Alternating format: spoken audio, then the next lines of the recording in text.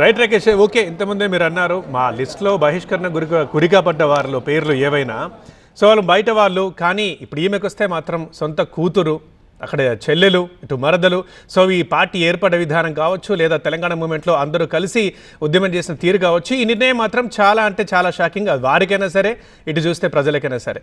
కానీ ఇలాంటి నిర్ణయం తీసుకోవాల్సి వస్తే కవిత పార్టీకి వ్యతిరేకంగా వ్యవహరించడం ఎలా పార్టీకి నష్టం కలిగిస్తుందని వారు అనుకుంటున్నారో, ఇలా కవిత మీద సస్పెన్షన్ వేటు వేయడం కూడా పార్టీకి నష్టం కాదా? ఆ పరంగా ఏం ఆలోచించలేదా?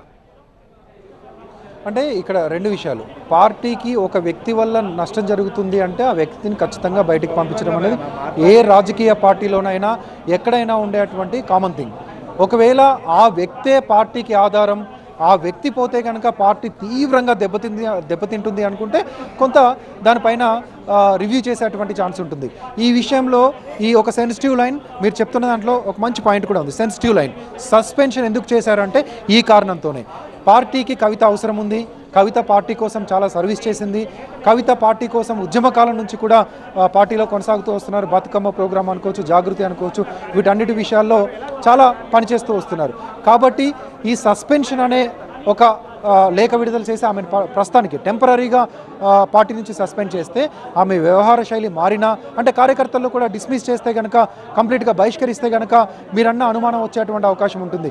ఇంకా పంపించారు కాబట్టి పార్టీకి ఏమైనా డ్యామేజ్ జరుగుతుందా, ఆమె ఏమైనా వేరే పార్టీలోకి వెళ్తుందా, లేకపోతే సొంతంగా ఉండి ఆమె ఇంకా వాయిస్ పెంచి మాట్లాడుతుందా అనేది కొంత ఆసక్తికరంగా ఉండేటువంటి ఛాన్స్ ఉంటుంది. సస్పెన్షన్ అంటే మళ్ళీ తిరిగి పార్టీలోకి రావచ్చు. పార్టీలు క్షమాపణ చెప్తేనో, పార్టీ ఏదైనా పార్టీకి వివరణ ఇస్తేనో మళ్ళీ క్షమాపణ చెప్పి తర్వాత మళ్ళీ వెనక్కి తీసుకునేటువంటి అవకాశం ఉంటుంది.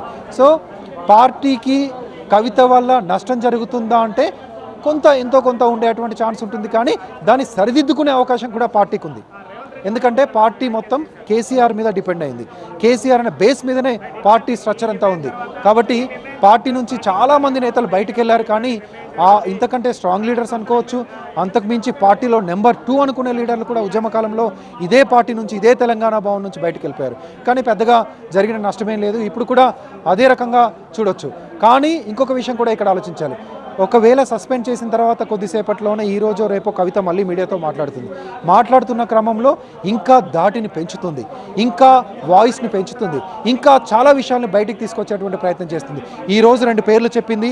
ఆ 2 పేర్లపైన అనేక రకాలైనటువంటి ఆరోపణలు చేసింది.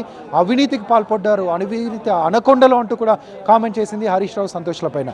సో రేపు ఇంకా మిగతా నేతలపైన కూడా చేస్తుండొచ్చు, మిగతా మాజీ మంత్రులపైన కూడా అవినీతి ఆరోపణలు చేస్తుండొచ్చు.